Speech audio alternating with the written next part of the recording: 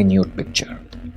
वो तस्वीर किसी बॉलीवुड एक्ट्रेस की नहीं बल्कि एक आम सी लड़की की थी, मगर यूजर्स के लिए वो सेलिब्रिटी से कम नहीं थी। काजोल ने उसे स्टॉक किया तो उस लड़की का लाइफस्टाइल देखकर बड़ी हैरान हुई, मुतासिर हो गई उस लड़की से। वो लड़की थी, बाय गॉड मुझे भी नहीं पता था कि ये साहिबा कौन है। रिसर्चर्स ने इनकी जर्नी बताई तो मैं भी सर पकड़ कर रह गया। काजोल के दिल में भी अरमान जागे कि वो भी इसी की तरह पैसा कमा सकती है। ना पढ़ाई पर फोकस करने की जरूरत, ना अच्छे मार्क्स लाने का प्रेशर, और ना ही नौकरी के लिए डिग्री की परेशानी। ये तो वो बिजनेस था जिसमें इन्वेस्टमेंट सिर्फ आपका जिस्म था और पैसा आपकी मर्जी का, यानी आपका जिस्म आपकी मर्जी। बस फिर क्या था, काजोल ने फैसला कर लिया कि अब वो डॉक्टर या इंजीनियर नहीं बल्कि एक कंटेंट क्रिएटर बनेगी। मैं उससे पहले एक नॉर्मल जॉब्स करती थी, फिर उसके बाद मुझे जैसे मैं सोशल मीडियाज़ पे आई, टिकटॉकर्स बनाने लगी, फिर इस वजह से मुझे जॉब की नीड नहीं पड़ी। लेकिन पहली जॉब में मैं जैसे नॉर्मल जॉब कर रही थी, 25 थी। अब इंस्टा पे जैसे हम लोग सोशल मीडिया पे आए, अब तो यहाँ पे हम लाखों के कमा रहे। आपको लग रहा होगा कि ये पैसा टिकटॉक या इंस्टाग्राम की मोनेटाइजेशन से मिल रहा होगा। जी नहीं, इतना नहीं मिलता। अब यहां समझने की जरूरत है। कुछ वो हैं जो सेमी न्यूड कंटेंट बनाकर, फॉलोअर्स का नंबर दिखाकर ब्रांड प्रमोशन से पैसा बनाती हैं, और अक्सर वो हैं जो हर तरह की सर्विस के लिए अवेलेबल होती हैं। पिछले दिनों आपने देखा होगा कि एक के बाद एक टिकटॉकर की न्यूड वीडियोस लीक हो रही थी। क्यों? वीडियो में आगे आपको समझ आ जाएगा, लेकिन अभी ये समझते हैं कि क्या इंस्टाग्राम पर शुरू से ही न्यूडिटी प्रमोट हो रही थी?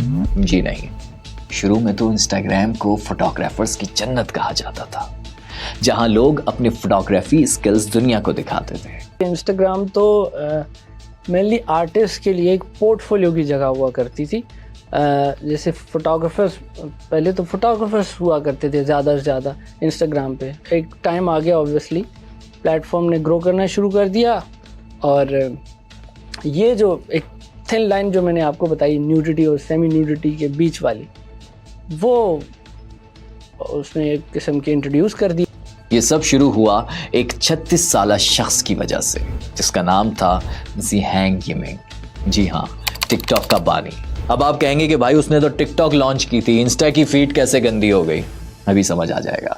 2019 में टिकटॉक लॉन्च हुआ तो दूसरी ऐप्स के मुकाबले में अकाउंट और कंटेंट बनाना बहुत ही आसान हो गया, मगर इसके जितने फायदे थे उतने ही नुकसानात, क्योंकि हर किसी के पास टैलेंट तो था नहीं। इसीलिए जिसके दिल में जो आ रहा था, जो समझता था, वो करता जा रहा था। कुछ की वीडियोस चलते चलते चल गई, कुछ सेलिब्रिटी बनने के चक्कर में जानवर बनने लगे, और कुछ अपनी प्राइवेट लाइफ बेचने लगे।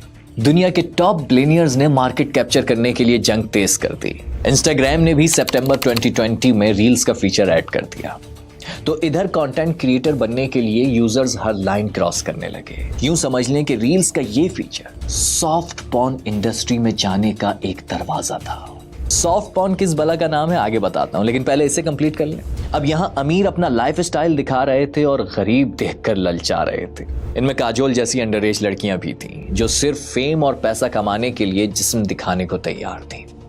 काजोल भी यूजर से क्रिएटर बनने की कोशिश में लग गई, मगर क्रिएटर बनकर वो क्या दिखाती? एक ही ऑप्शन था, गो विद द फ्लो। उसने भी इंस्टाग्राम पर सेमी न्यूड वीडियोस अपलोड करना शुरू कर दी। शुरू में तो चंद लाइक्स कमेंट्स मिले, लेकिन वक्त के साथ इनमें इजाफा होने लगा, और उन्हीं में एक कमेंट था प्रकाश का, जो अमीर था। बात कमेंट से इनबॉक्स में आई और फिर कॉल्स तक पहुंच गई। प्रकाश ने काजोल के वो सारे ख्वाब पूरे करने का वादा कर लिया जो उसने देखे थे। काजोल पिघल गई, उनकी मुलाकातें होने लगी, और इन्हीं में एक मुलाकात ऐसी भी थी जो उसे इस अस्पताल तक ले आई। याद है ना, अबॉर्शन। टाइम्स ऑफ इंडिया की रिपोर्ट के मुताबिक भारत में रेप के साथ साथ तेजी से अंडर एज लड़कियों के अबॉर्शन केसेस भी इंक्रीज हो रहे हैं।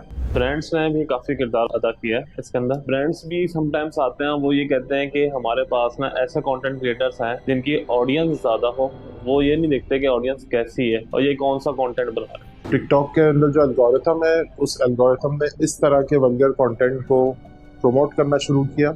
हर दूसरा बंदा कंटेंट क्रिएटर बन गया। आपको जो है वो बिलियंस एंड बिलियंस ऑफ लोगों का कंटेंट देखने को मिल रहा है। तो अब उस बिलियंस के कंपटीशन में से कुछ लोग उभर के ऊपर आना चाहते हैं। जितनी ज़्यादा स्किन दिखाएंगे उतने ज़्यादा व्यूज़ आएंगे, उतने ज़्यादा लाइक्स और फॉलोअर्स मिलेंगे।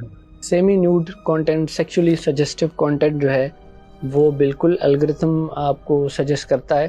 बेशक आपने नया अकाउंट बनाया हो और आपकी पहले कोई ऐसी हिस्ट्री ना रही हो सर्च करने की, लेकिन फिर भी वो एक दफ़ा आपको सजेस्ट ज़रूर करता है। आपको पता है एक स्टडी बताती है कि पाकिस्तान की 67% अर्बन यूथ पोर्नोग्राफिक कंटेंट देखती है और 20 मिलियन पाकिस्तानी रोजाना पॉर्न वेबसाइट्स को सर्च करते हैं।